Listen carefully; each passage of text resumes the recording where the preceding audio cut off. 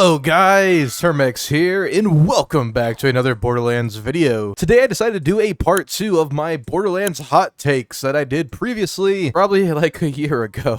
Okay, it's been a while, okay, don't yell at me. But I wanted to do another hot takes and get the community's feedback and the community's voices heard. But before we hop into this video, guys, I want to let you know a little shameless self-promotion. I'm affiliated with G Fuel Energy, so if you guys are going to purchase G Fuel of any kind, make sure you guys use code TERMEX at checkouts. You get a little bit off your order, plus it helps me directly. I really do appreciate it, and I appreciate you guys supporting me and the channel, but if you want to go the extra mile, code TERMEX, gfuel.com, go get you some. So, to start off, we're going to go with the first comment of the day, which is from Windbeast, and I do believe Windbeast made an appearance in the first video, but here you are again because you got top comments. I really wish the series would go back to the mercenary feel of Borderlands 1. The vibe and atmosphere was a lot more grim, and it truly felt like a fight for survival and to make your mark on the world. I do fully agree with this. I feel like the Borderlands 2 art style was kind of a in-between. It wasn't as gritty as Borderlands 1, but it wasn't as ADHD as Borderlands 3, I'd like to say. Borderlands 3 were just very colorful. It really fought for your attention in a lot of ways, and it made that game just overwhelming for me, especially with the visual pollution and many things like that. It was a little much. It was a little much for me, but Borderlands 2 feels like the great medium. The thing that I did not like about Borderlands 1, and I kind of disagree with your comment here, is the color palette for Borderlands 1 was just very,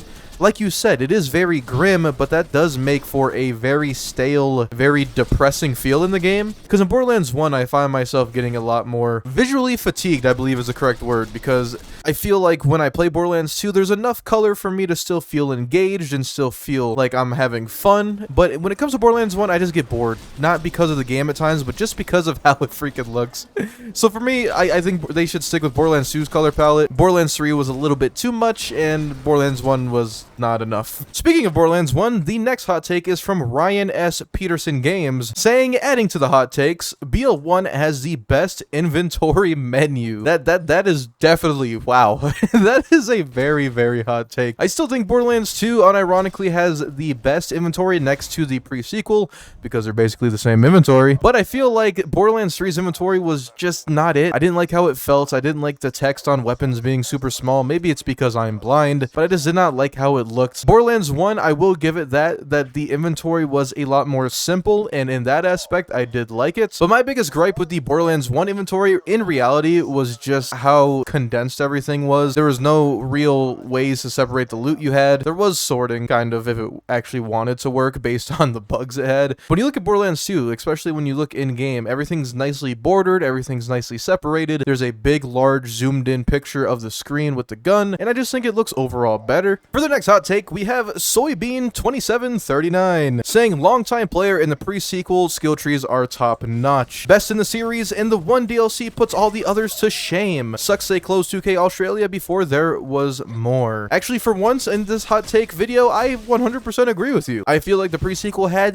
the best skill trees in the entire series, and the Claptastic Voyage DLC was beautifully, beautifully done with even its own Easter eggs and many other cool things. I love the layouts, I love the references, I love the humor. Probably my second favorite DLC in the franchise. And if you're curious about what number 1 is, I'm gonna be that guy, I'm sorry. The thing that really sucks about the pre-sequel is I feel like the pre-sequel, with enough DLC and maybe with the same OP system as Borderlands 2, probably would have looked more promising and probably would still be played to this day by many, many people. Borderlands 2 was not a perfect game by any means, but what it did have was very strong in the aspects of the things it did right. So it kept players by its side for many, many years, and the pre-sequel was a perfect opportunity to replicate that, but unfortunately they just missed the mark, and I wish they picked up on the slack that 2K Australia couldn't do. For the next hot take, we have Bird9188. Haven't watched the video yet, but here's my hot take. Jack wasn't a very good villain. Oh gosh, this comment already has me triggered. He was your generic bad guy who wants to take over the world, stop him character, but every few minutes he would call you up to tell you that you are a piece of shit or tell you to kill yourself. Can I say that on YouTube? That is a very hot take, because even as a Borderlands fan, I still put Handsome Jack in probably the top 10 best gaming villains of all time. And yes, I say all time, no grains of salt, literally all time. I feel like he was beautifully voiced, beautifully written, and honestly, one of my favorite villains ever. But I can see where you're coming from. A lot of people do not like the generic, haha, this guy's dangerous, and I completely understand that.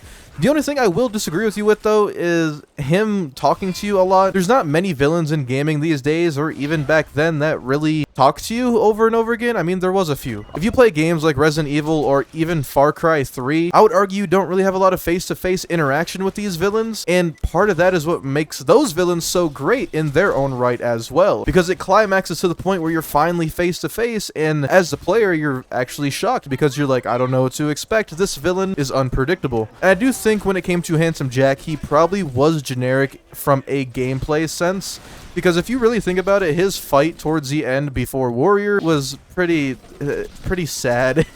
All this hype that Handsome Jack had, and then you fight him and he's probably easier than freaking Bad Moss. So that's pretty unfortunate in that aspect. But as a written villain, I still think he did very, very well. The next hot take is from Elzada saying, hot take, Ava is overhated and had potential, but it was wasted. I don't think Ava's overhated per se. I think she is a product of Gearbox writing, and by that I mean, I feel like, and I agree with the second part of what you said, if her writing and her cutscene that got deleted was actually in the game, the direction would have been so different that the main focus wouldn't have been Ava sucks. But honestly, you have to look at Ava from a marketing standpoint, and when the game released, everyone complained about Ava's annoying, Ava's this, Ava's that, and that was basically free marketing for Gearbox. So in reality, we could kind of thank Ava for bringing in more players and more attention to the Borderlands series, and I would almost argue the thing that was wasted was not putting more efforts into Borderlands 3. Moving on. The next hot take is from Blick 17. Now, I'm not going to read this, but on screen he is comparing the progressions, or she, I can't see fucking gender through a screen. Borderlands 3 progression. Beat the game at level 40, farm Grave Ward or any other easy boss for 3 hours. Be max level, buy OP Mayhem 10 gear from vendors, or kill easy side bosses. Game is beaten. And then the comparison to Borderlands 2 is made where it's beat game, repeat game with cool new guns and encounters, new enemy variations that challenge your build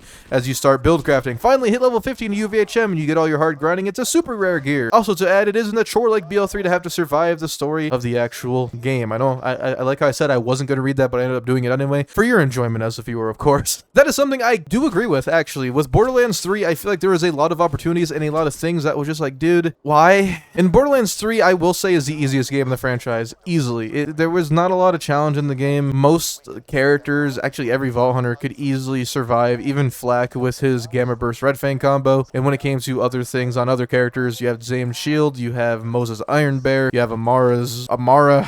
she could really never die if you build her right. And that's the thing about Borderlands 3. I feel like there was not a lot of risk to reward ratios, and that inevitably made the game just really casual and very easy. In my opinion, I feel like the Borderlands games succeed more when there's a challenge and there is a annoying difficulty that requires something. I personally prefer that kind of chase in games, and especially in looter shooters. I feel like not all things should come easy in video games, just because when things are hard to obtain or rare, the game lasts longer, the players get more enjoyment and more dopamine from actually accomplishing a certain goal. Borderlands would not be fun if we just got everything handed to us within 30 hours and beat everything. I'm talking to you, Borderlands 3, giving me a pile of legendaries every 4 seconds, but we're not going to get into that. And for the final hot take of today's video, we have Radifant. I'm going to say Radifant. Tiny Tina's assault on Dragon Keep is overrated. That's my hot take. You may now proceed to call me a heretic. Oh, that is a very hot take. Actually, I don't know. That's more of a personal thing. I feel like DLC is subjective, but I feel like from my perspective, the Tiny Tina DLC was a great interpretation of the 5 stages of grief with Tiny Tina, and I'm going to make a more in-depth video on that here soon. You guys are bringing up a lot of ideas for videos I'm going to be making,